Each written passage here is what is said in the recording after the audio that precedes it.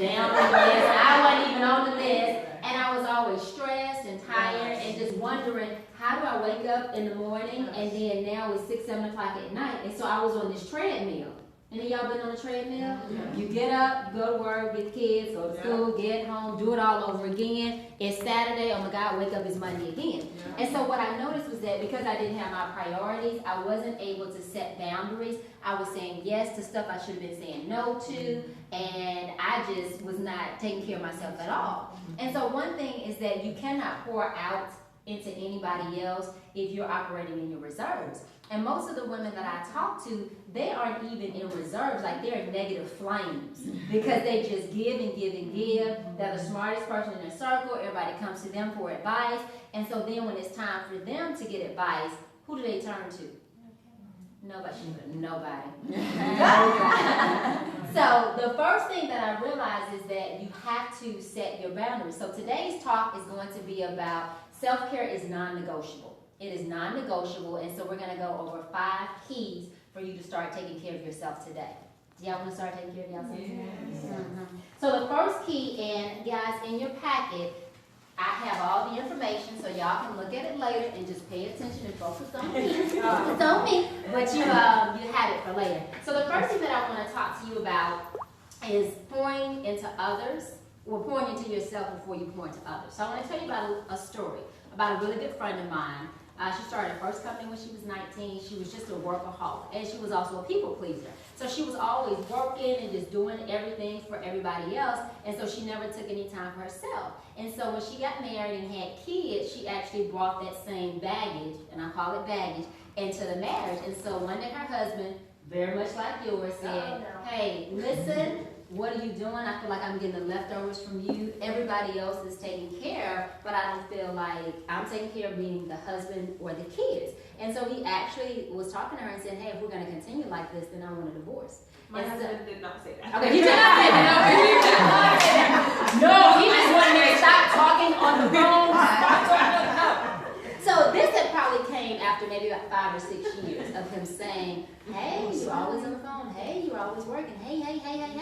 And so I don't even think for her or for him, it wasn't that he wanted a divorce. That was just his cry and saying, hey, I'm trying to talk to you. You're not listening. So I've got to take it up a notch to get you to listen. And so that, I think, was a changing moment in her life. And that's when she realized that she actually had to do something different. So how many of y'all know that was me? That was me. She's like, so then I had to realize that the way that I was operating, it wasn't that my husband didn't support me in business and being aggressive and all these other kinds of things. He just didn't support the way in which I was doing it because he felt like everybody else was getting the attention, and when it came to him and the kids, that they weren't, right?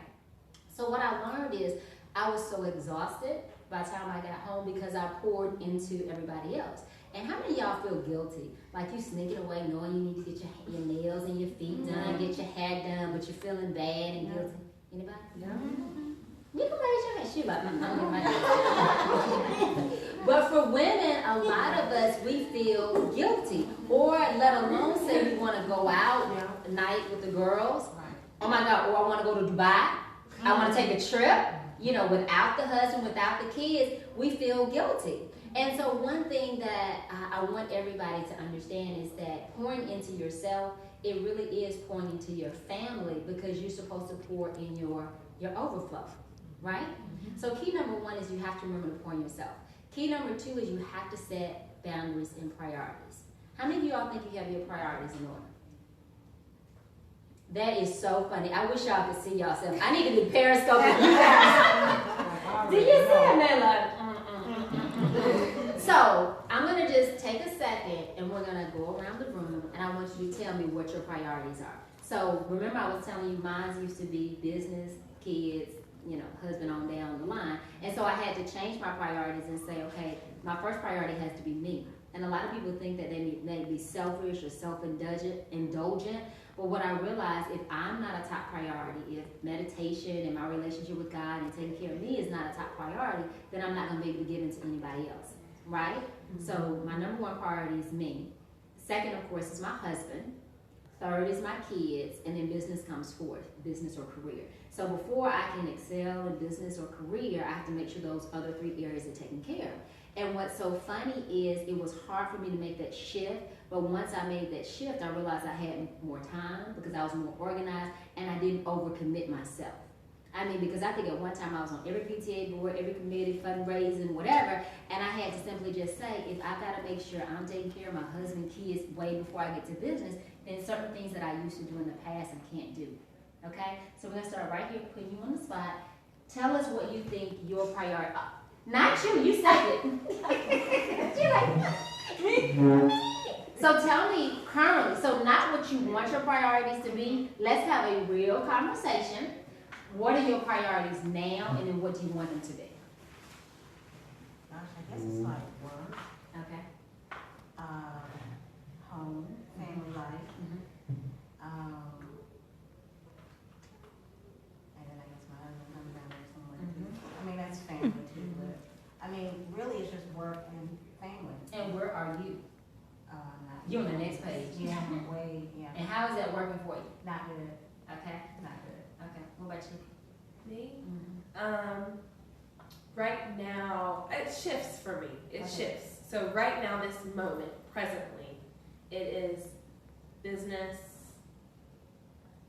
almost 2-year-old, mixed in with husband. Okay. And where are you? Probably somewhere with the, like I slide down Yeah. the scale. Like Yeah. sometimes I do take time for myself, but that guilt is always there. Is it consistent? Are you consistently every week or every day taking care of yourself? Okay. Well, I exercise. I mean, like, you know, fancy stuff, like getting my nails. Like, I didn't have time to get my nails done. You know, I was watching my daughter yesterday. You know, just let that go. Okay. Okay. What about you? Mine is work, trying to set up my own business, Okay. then my kids, then my husband. And where are you? Oh, like you said, it's 1 week I'm like, I don't care what's going on, I'm gonna get everything done for myself. And then the next week I'm like feeling guilty, even going to get my hair done. Yeah. Okay, let's take 2 more. You reached for your glass, that's why I got it. She called me. Just like everyone else, it's work. I work full time for the government, and then I have my side business. So it's work plus work. Okay. Then my son, which Okay. is extra work Okay. because he's like 3 in 1. And then my husband, and nowhere in there. Okay. So what did y'all know? Oh, let's do you. Because you looked at her.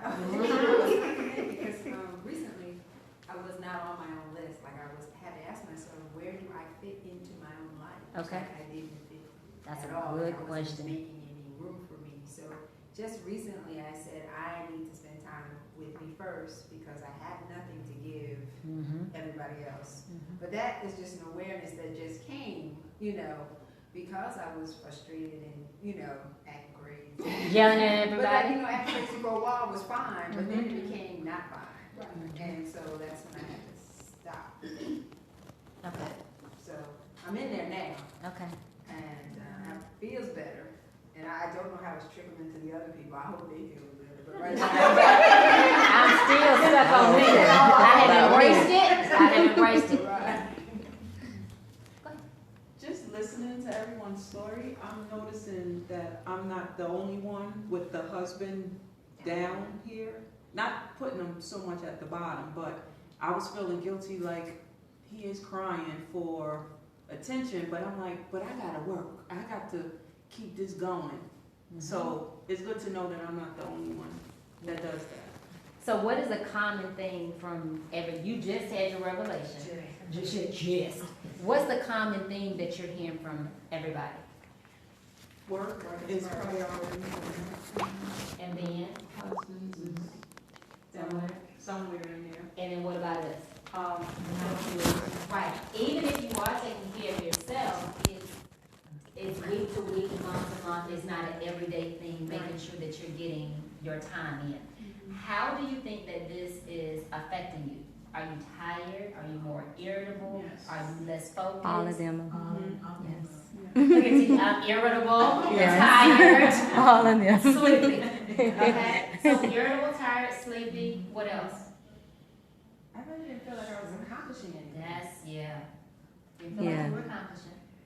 You know, for me, I feel like, and I'm a business owner, and that's what I do. So if I don't work, we don't eat. That good food that you Mm-hmm. get. Exactly. You won't be able to But buy ingredients. but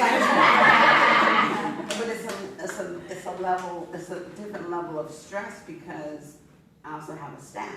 And so if we don't get the business, now it's there, I feel like the weight of the world because it's like, it's not just my family, it's like their family too, because I don't want to lay going on and like, you know, so you always have to keep those plates, you know, juggling. And I feel like I get to a level where I'm just surviving. I'm not living. We're not thriving. I'm not thriving. I'm not down here, Existing. but I'm just Existing. and then I'm like, and at that point it feels like, maybe I should go work for somebody else. You know, I have me a guaranteed check every 2 weeks. You know, it's just, she's like, She like, don't Don't do it. Yeah. but you know, you get Yes. to a level like this is supposed to be the American dream. You want to have your own business, to be self-employed, blah, blah. But I don't feel like I'm living. I'm surviving. I think one thing too is starting your own business, people lie to you. They do not tell you the truth. Didn't I just tell you there's more than an ocean? Right. People want to start a business, but they have no idea what it takes. I think you get caught up when you see everybody saying, "Oh my gosh, you can have a 6-figure business in 30 days." Where do you do that? Right. Where does that happen? It does not happen. And so same thing with marriage. You know, you think that, oh my gosh, we're gonna be a honeymoon, we're in love, he's gonna send me flowers every day. And then you get married and you're like, who is this man? I don't know you. What happened? Anybody? Yeah. Y'all have to raise your hands to tell my business. Okay. So I think what happens is, even the conversation that we're having here, we're supposed to be sheroes. We're supposed to be superwoman. We're supposed to make it happen. Don't complain. Just do it. Be, you know, business women at work, and then come home, take care of the family, cook for 2 hours, and, you know, do everything else.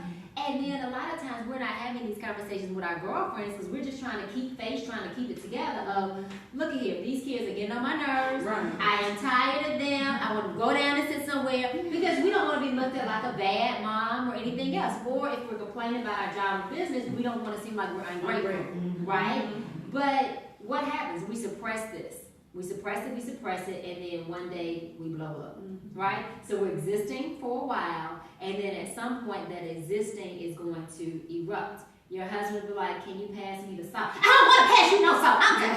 And he's like, what in the world happened? Like, what is wrong? But you've not been taking care of yourself. You've been taking care of everybody else, right? So I want to ask each one of you, what is it that you need most right now in your life to start taking care of yourself? So I'm gonna start with you. Tell me your name. Alana, what made you get to the point in your life where you were like, you know what, I have to have this self-reflection. Something has to change. So I'm trying to start a business, And we don't say trying. I'm You're starting a business. There you go. It is a coaching business, There you and it is supposed to be helping women get to a place where they can take care of themselves. And that's why all this stuff is, you know, resonating. But then I was like, well, how can I work with someone if I realize that I'm not even doing that? Mm-hmm. So it's really helped me to say, okay, I need my time with the Lord, so I get up in the morning and take that time. And then I mapped out a way to exercise 3 times a week. But I still recognize that my husband was way down here. We don't have any kids, so it's just us. But he was still, you know, low on my totem pole. But then I was like, that's not good because I need to make sure my marriage and home is well too. So I just try to get things in order, but I kept me at the top. I just said, you have to take care of you first because you can't do anything else. So it was really because out of what I felt like I was called to do, made me think that, well, look at you, like it was a reflection. Right. You have to be authentic in doing it before you can tell somebody else. Okay? So, what is it that you guys need for yourself to understand that what you're doing is not working or working as well as it could, and you need to make a shift to take care of yourself, to take better care of yourself?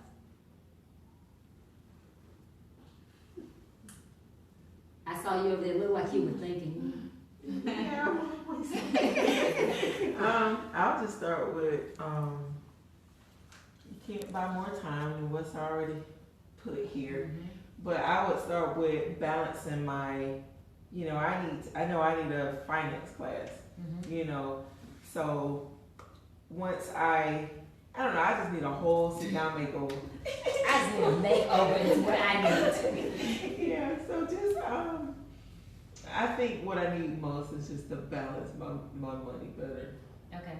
And, cause I have a really big family. Okay. So, and just, What does really big mean? I have 6 kids. Okay, yeah, big. But just, that's it. That's gonna be a start for me. So what do you need to do when you leave here today? So it's not just, oh my God, I need to do this, but you actually take steps to it. What do you need to do as far as being held accountable to make sure that that happens? No, she did not, but I was just gonna give an answer. I really have to do this. Because I can go either way with it, but what I need to do here, in order not to have to pay back free money that I get to go to school with, I need to really finish this class. I'm gonna have to pay for an extension again, you know. And normally I pay for extensions twice before I complete the class. So that's what stood out the most when you asked me, what do I need to do when I leave here? So why do you think you pay for extensions twice? Why is that a pattern for you? I'm a procrastinator. I mean, and it's a class where you don't, you know, you're not on a time schedule. You say you can do it, and I usually do it within the last 2 weeks. Okay. And sometimes it don't work that well. Okay. And I do it the same way all the time. Okay, so what are you gonna do to do something different? Because I'm always going. Okay. Like, you go to work, you come home, then you got the little time you get home with the kids. You got to run with them until they go to sleep. And then by that time, you're tired. So I look at my book, and I choose what I want to do. I want to lay down and play relax. There you go. Because my game relaxes me, so I want to come down from the day, and I end up just falling asleep, playing my game. I said, okay, I'll do my work, my class work while I'm at work. So, but it never, something always come up. So I don't have So we're sisterhood here, and we're all about helping. So based on what you guys are hearing, what are some recommendations that you have? I have one. Okay. Well, when you first started speaking, one thing you said really stuck out to me, that you can't buy more time. And I think you can. I think it's a matter of making other people respect your time. I'm a curriculum director full-time, and then I have my side business with wine. And I realize that when I want to take time for myself, it's always interrupted. But if I have a meeting and I tell everyone, look, I have a meeting, no one says a word to me. It's like, oh, she's got a meeting, it must be important. So 3 years ago, I decided I'm going to start setting a meeting with myself. And I put it in my calendar, and I let everybody know. And it started with 30 minutes once a week. Like Tuesdays at 2 o'clock, I have a meeting. And everyone knew, Kristen's in a meeting Tuesdays at 2 o'clock. And sometimes it was just 30 minutes for me to lay under my desk and take a nap. Sometimes it's 30 minutes of me to meditate or professional development. And as the years went on, that time got longer. So it might have been an hour once a week, or it might have been 15 minutes every day, which is what it is now. Like 15 minutes every day, I've got me time at work, just to work on me. And I think sometimes it's as simple as that, just making other people aware that I need time for me. You have my time for you. If I have a meeting with you, it's dedicated to you. Everybody knows that this hour is dedicated to you. So I'm going to put that in my calendar to have time dedicated just for me. And I need people to respect that. And it seems to be working. I love it. I love it. Because one thing that I was going to say too is I think balancing is a myth. Because I look at it like if you're juggling, if you have a juggler and you're trying to balance all these balls in the air, at some point your hands are going to get tired, the balls are going to start falling, and people are going to start falling, right?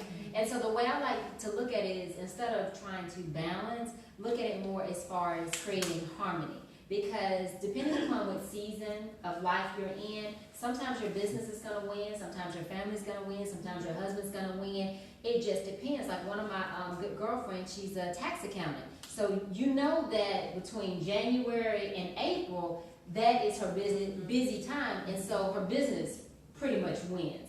But then now in her downtime through May through December, her family wins, she wins. However, she started scheduling her time in. So one thing that I was gonna say, you have to schedule your priorities. So again, if your priorities is you first, then your husband, then your kids, etc., you have to make sure that your schedule looks like that. So for instance, today, when I was talking to Zakia, and she told me, all right, so it's going to be, starting at 9, this. I said, well, I won't be able to be there that early because this morning I got up. And with me being priority one, before the kids or anybody got up, I got up, took a shower, was singing around the house, took my time, etc. I gave my kids to my husband because he's next. And then, got the kids. And so you have to schedule it in. If I would not have scheduled it in, my kids would have came in, running in, and my day would have been off and gone. And that's how it used to be. And so what happens is, if you don't have that time to yourself, like you said, those 15 minutes, you feel like you're constantly in motion, you don't have time to think. So within that 15 minutes, hour, or whatever the case is, now you can reflect and say, am I doing what I really want to do? Is my life moving the way that it needs to? Am I doing what I need to be doing for my business? Or am I just merely existing, right? Because as a business owner, how much time do you really take to map out your business and plan it out? Or are you more in reactive mode or going out getting sales mode? You're probably playing. You spend, at least for me, I spend most of my time solving problems. Right. And so what happens is, even when you have a business or even at work or whatever, you have to sit down and you have to be able to take that time and say, is this working? Is it not working? What do I want to have different? How do I need to change it, right? So I think for you, it is scheduling that time. Even if you say, okay, I have 30 minutes of downtime, 15 minutes is going to be applied to me working on this, or because you'll be amazed at what you can get done in 15 or 30 minutes. I just don't want to see you at the next getaway or the next meeting, and I say, okay, what's been different?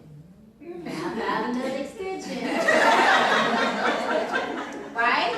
Because I think with us, we're so emotional, women, and we make decisions based on how we're feeling, if we're happy, if we're sad, or whatever. But I had to learn that when you take time out for yourself, number one, your emotions are not so high because you have time to meditate, you have time to think through it. Because have y'all ever been mad? Have y'all ever been mad and you're upset and you respond?